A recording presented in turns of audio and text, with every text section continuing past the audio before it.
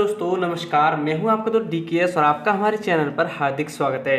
जैसे कि दोस्तों आपको पता होगा कि बहुत सारी क्लास के माध्यम से मैंने आपको जो अवकलन है उसके बहुत सारे फॉर्मूले पढ़ाए हैं और यहाँ पर मैंने उन जो फॉर्मूले हैं उनको एक सीरीज के अनुसार, ताकि जो है स्टेप से सभी फॉर्मूलों को आपको याद करने में सहायता मिले और एक बेसिक ट्रिक और कंसेप्ट से मैंने आपको यहाँ पर जो भी फॉर्मूले हैं सभी को समझाने की कोशिश की है।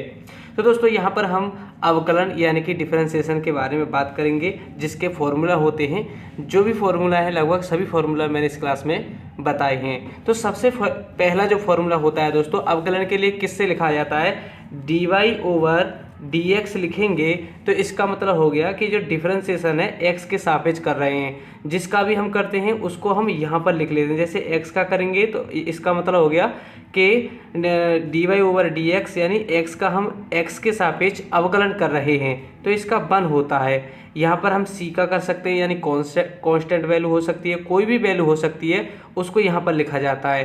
तो जो जो वैल्यू प्राप्त होती है वहाँ पर मैंने फॉर्मूले के माध्यम से आपको समझाने की कोशिश की है। और यहाँ पर जो भी फॉर्मूले हैं उनको आप यदि याद कर लेते हैं तो जितने भी जो एक्सरसाइज में क्वेश्चंस होते हैं तो लगभग सभी को आप इन फॉर्मूले के माध्यम से सॉल्व कर सकते हैं। तो चलिए इस क्लास को शुरू करते हैं। तो यहाँ पर लिखा हुआ है dy/dx और c, यानी कि ये c जो है कांस्टेंट होता है। जैसे 1 हो 2 हो, कोई भी अचर वैल्यू जो होती है, जैसे 1 2 इस तरीके से 3 4 5 6, कोई भी वैल्यू क्यों ना हो, तो इनमें से 7 8 ऐसे जो भी गिनतियाँ आती हैं 9 10, या फिर ए क्या है? एक चर राशि है। ये क्या होती हैं? एक अचर होती हैं, ये अचर होती हैं। और ये क्या है? एक चर राशि है। तो यदि हम अचर राशि यानी 1 2 3 4 5 या 0 ही हो, तो यदि उनका हम क्या करेंगे? अवकलन करेंगे तो हमें 0 प्राप्त होता है। इसी प्रकार हम x का करेंगे तो हमें 1 प्राप्त होगा। और यदि x की पावर n हो, यहाँ पर कितना है?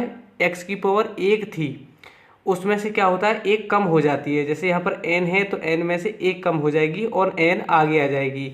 यहाँ पर भी वही फॉर्मूला है, x की पावर 1 थी और 1 में से 1 गई तो कितना बचा? x की पावर 0 बचेगी। और जिसकी पावर 0 हो जाती है, इसको भी मैं यहाँ पर बताता हूँ आपको। जैसे यहाँ पर देखेंगे आप कि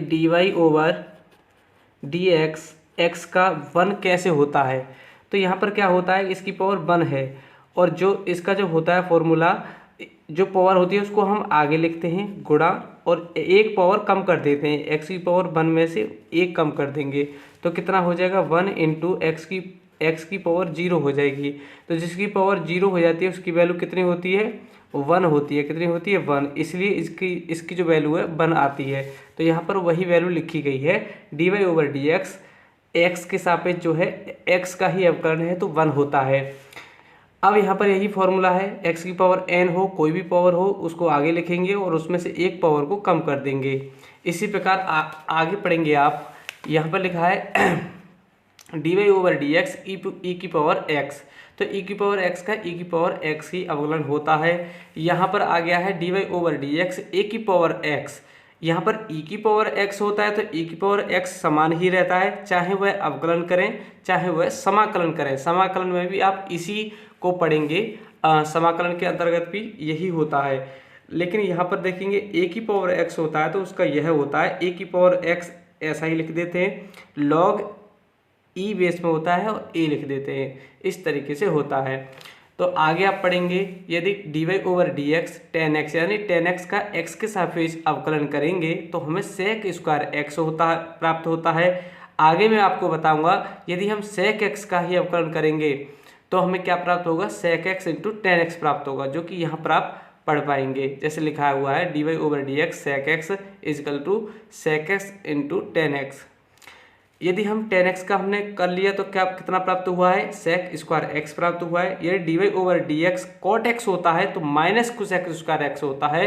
यहाँ पर बहुत सारे छात्र जो गलती करते हैं माइनस को भूल जाते हैं, लेकिन आपको माइनस याद रखना है।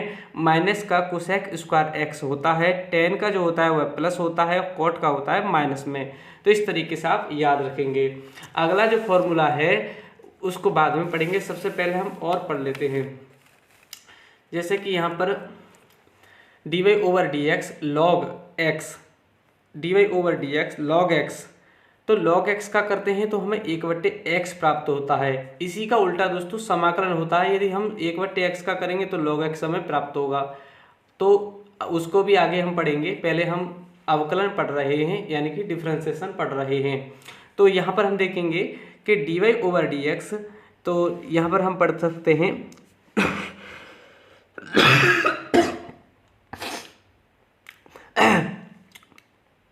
तो यहाँ पढ़ेंगे हम कि dy/dx log ax हो, यहाँ पर e बेस में है, x का है, लेकिन यहाँ ax है, तो इसका क्या होता है 1/x यहाँ था, 1/x आगे आ गया, लेकिन यहाँ log बेस में a और e ये आ जाता है इसका, इसको भी आप ध्यान में रखेंगे। dy/dx sin x का यदि हम अवकलन करते हैं तो हमें क्या प्राप्त होता है cos x, और यदि cos x का ही हम अवकलन कर दें तो माइनस sin x प्राप्त होता है। जैसा कि यहाँ पर लिखेंगे, ये जो पढ़ पाएंगे आप, dy/dx cos x का क्या है माइनस sin x है। बस इतना ध्यान रखेंगे, जिस प्रकार यहाँ पर मैंने अभी cot और tan का पढ़ाया था उसी तरीके से इसको याद रखेंगे। sin x का कितना हो गया cos x, और cos x का माइनस sin x, माइनस को भी आप ध्यान में रखेंगे।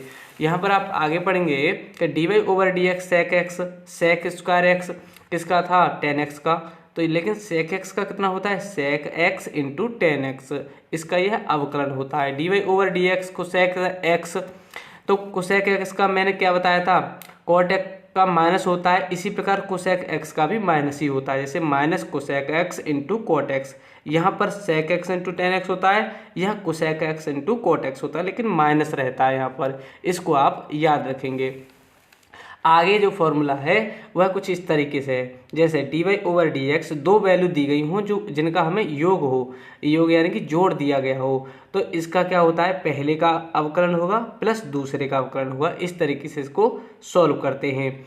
यहाँ पर इस तरीके से करेंगे, यदि इनका गुणा दिया हो, जैसे कि इंटू में u इंटू बी दिया है, dy/dx कोष्टक में u इंटू बी, तो गुणा में क्या होता है पहले इसको एक बार हटा आगे लिख लेंगे u, और dy/dx v का कर देंगे, प्लस अगली बार v को आगे रख लेंगे अब और u का कर देंगे dy/dx और u, एक बार इसको आगे रखते हैं और एक बार इसको, इनका इस तरीके से अवकलन किया जाता है। तो दोस्तों यदि आपको क्लास जरा सी भी अच्छी लगी हो तो प्लीज़ कमेंट में ज़रूर बताना, और यदि आप किसी भी टॉपिक पर वीडियो चाहते हैं तो उसको भी आप कमेंट में बता सकते हैं।